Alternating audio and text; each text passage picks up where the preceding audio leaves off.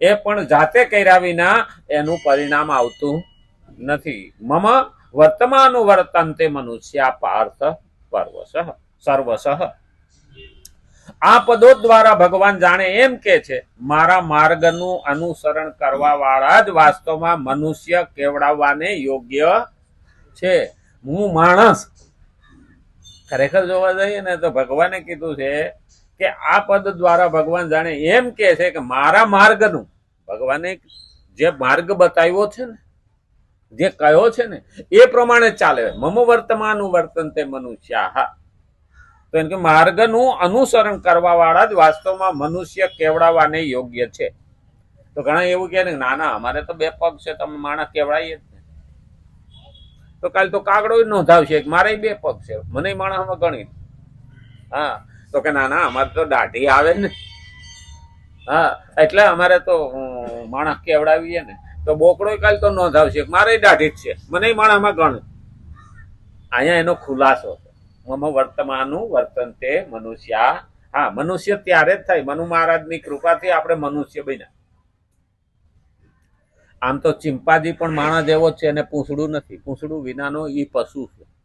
આપણે પણ પૂંછડું વિનાના પશુ જ કહેવાય. પણ ભગવાને કીધું છે કે આ પ્રમાણે વર્તન કરવાથી તું મનુષ્ય કહેવાય. અને એટલે જ કે મારા માર્ગનું અનુસરણ કરવા વાળા જ વાસ્તવમાં મનુષ્ય કેવડાવવાને યોગ્ય છે. જેઓ મને આદર્શ ન માનીને આળસ અને પ્રમાદ વશ કર્તવ્ય અને કર્મ નથી કરતા અને અધિકાર ઈચ્છે છે, તેઓ આકૃતિથી મનુષ્ય હોવા છતાં પણ વાસ્તવમાં મનુષ્ય કેવડાવવાને યોગ્ય નથી. દેખાય આખું ચહેરો મોરો માણા જેવો, પણ મનુષ્ય કેવડાવવાને લાયક નથી. એટલે તો આપણે કેવું પડે છે ગધાડા જેવો છો. આનો મતલબ શું થયો? કેમ ગધેડાને આપણે કોઈ કીધું ગધેડા જેવો થા? માણાને જ કેવું પડે માણા જેવો થા. આની પાછળનો હેતુ જ આ છે કે માણસે ઘણી બધી જવાબદારીઓમાં પોતે સ્વીકારવી પડે. અધિકાર પછી મગાય. આજના યુગમાં થયું છે અધિકાર પેલા માગે છે, કર્તવ્ય નિભાવતા નથી. આજે દરેક એમ કે મને દેશે શું આપ્યું, મને દેશ શું આપે. એલા ભાઈ, ત્યાં દેશ માટે શું આપ્યું એ તો પેલા કે. બસ લે જ કરવાનું છે. અહીંયા ભગવાન પહેલો આ બતાવે છે કે તારું કર્તવ્ય અને કર્મ નિભાવ, અધિકારની વાત કરીશ નહીં. અધિકાર તો આપમેળે મળી ગયો. અધિકાર તો આપમેળે મળી જાય. આપણા કુટુંબમાં બાળક કોઈ પણ જન્મ્યું ને એટલે પહેલા એ કુટુંબનો અધિકારી બની, પણ એને કર્તવ્ય તો નિભાવવું જ પડે. અને એટલે કીધું છે સ્વકર્મણીય તમભ્યર્થ સિદ્ધિ વિંદતી માનવા કર્મણીય અધિકાર હસ્તે મા ફલેસુ કદાચ. આ બે શબ્દ આવશે જ આગળ. તો શું કીધું? કર્મ કર, ફળની આશા રાખ નહીં. ઘરનું કામ કરવામાં ક્યારેય મજૂરી માનવી જોઈએ નહીં. તો ઘરનું કામ કોને કેવું? આપણે હાલો આપણા પોતાના 5 માણાનું કુટુંબ કે 7 માણાના કુટુંબમાં જે કામ કરીએ ને એટલું જ ઘરનું નથી થતું. આ આખી સૃષ્ટિમાં જે આખો સંસાર છે ને એનું પણ કામ કરવું ને એમાં કઈ ઉપકાર કરતા નથી. ભગવાને શું કીધું? આપણે તો કહીએ જ છીએ અહીંયા ઘર નથી તમારું, કરશ્યો ન મારું મારું, મહેમાન છો પ્રભુના. અહીંયા મહેમાન થઈને આવ્યા છે. આ ઘર તો ભગવાનનું છે ને, આ સૃષ્ટિ તો ભગવાનની છે. તો આપણે કેમ જીવવું, શા માટે જીવવું, કોના માટે જીવવું? આપેલો પ્રશ્ન. આ જ અધ્યાયના 21મા શ્લોકમાં ભગવાને કહ્યું હતું કે શ્રેષ્ઠ પુરુષોના આચરણ અને પ્રમાણ અનુસાર બધા જ મનુષ્યો તેમનું અનુસરણ કરે છે. શ્રેષ્ઠ માણસો છે. પહેલાના જમાનામાં શીલવંત માણસનું, ચરિત્રવાન માણસનું અનુસરણ કરતા હતા. અત્યારે પૈસા વાળાનું, ક્રિકેટ વાળાનું, અભિનેતાનું અને પીવા વાળાનું અનુસરણ થાય છે. અટાણે જોવા જાય ને તો દારૂ પીવો ને એ તો સ્ટેટસમાં આવવા માંડ્યું, કારણ કે પશ્ચિમી સંસ્કૃતિ ઘૂસી ગઈ. પછી અભિનેતા એટલે ફિલ્મમાં ઉતારવા વાળો, હકીકતમાં ભવાયા. આપણી ભાષામાં, ગામડાની ભાષામાં કેવો હોય તો અમે તો જયારે નાના હતા ને ત્યારે અરીસામાં જોઈને જો બાબરી પાડીએ ને તો અમારા ડોહળા સવારમાં ઉઠીને અરીસા સામે ન જોવા દેતો, ભવાયો છો.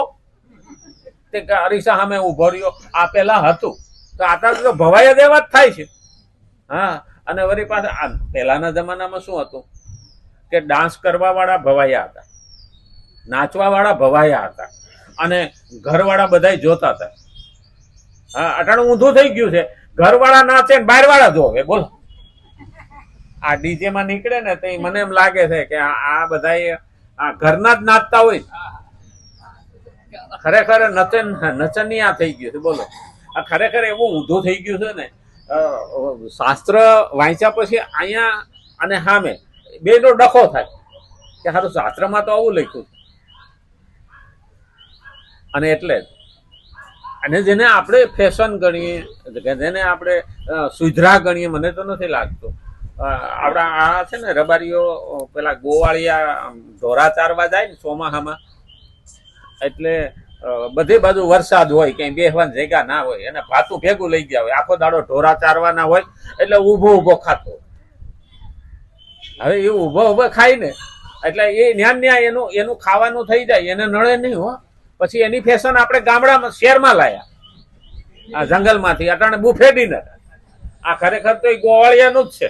આ રીત ગોવાળિયાની પકડી છે આપણે, અને કહીએ હું અમે સુધરી ગયા. અને પછી ખરેખર જે દિશા થાય ને, હવે એ લોકો તો એનું ભાતું બાંધ્યું હોય એટલું જ ખાય. આ તો એક રોટલી લે પછી પાછો જાય એ કે બે પૂરી નાખ ને. અરે ગમે એવો લખપતિ હોય તો ભીખ માગતો હોય, બે નાખ બે, હા એક રોટલી દે. ખરેખર આપણે ત્યાં પેલા પલાઠી વાળીને જમવા બેસતા, પંગત બેહે ખાવા. ઓલાવની તો મજબૂરી હતી કે ભીનામાં બેહાય નહીં એટલે ઉભા ઉભા ખાતા હતા. આપણી મજબૂરી નથી, આ તો પીરસવા વાળા નથી એટલે ઉભા ઉભા ખવડાવે. પાછા એને કે હું બુફેડીને. આપણે જ્યાં હતા ત્યાં નથી, પણ ઊંચા ગયા કે નીચા ગયા એ આપણે નક્કી કરવા.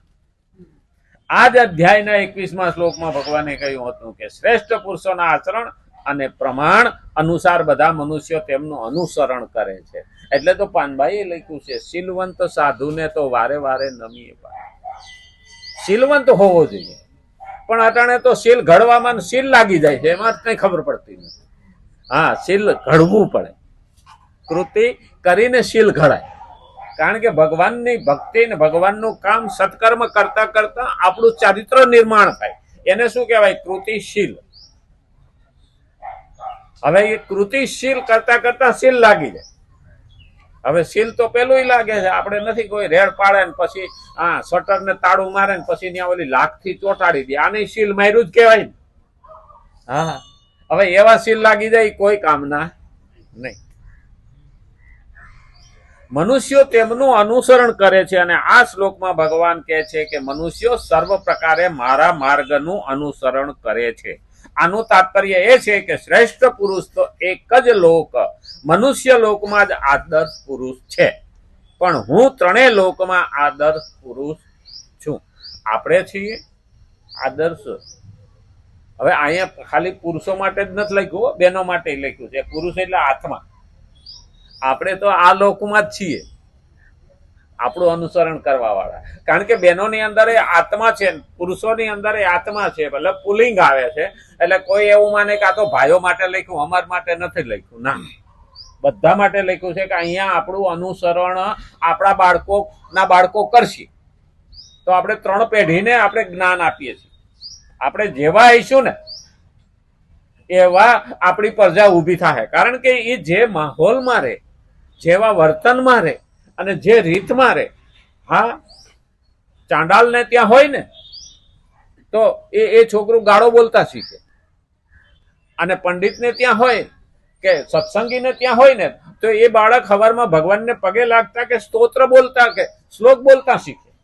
અને પોપટ જેવો પોપટ પણ જયારે બોલે શ્લોક, અને ઓલા ને ત્યાં ગાળો બોલતો. એટલે પહેલું યાદ રાખવાનું, મનુષ્ય લોકમાં આપણે છીએ, ભગવાનનું અનુસરણ તો 3 લોકમાં થાય છે. કારણ કે ભગવાન જે રીતે જીવે છે એ પરમાત્મા છે. આપણે તો એટલે 15મો અધ્યાય પુરુષોત્તમ યોગ. પુરુષોત્તમ એટલે આત્માઓની અંદર ઉત્તમ આત્મા. આપણે કહીએ ને આત્મા સો પરમાત્મા. એ પરમાત્મા કયા છે ને આપણા આત્મા કયા છે? બે એક જ લોટીમાંથી તૈયાર થયેલું છે. હવે ગંગામાંથી પાણીની લોટી ભરીએ અને એમાંથી એક ટીપું હેઠું નાખીએ તો પણ ગંગાનું જ ટીપું છે. એવી જ રીતે ભગવાનમાંથી આપણે છૂટા પડેલા.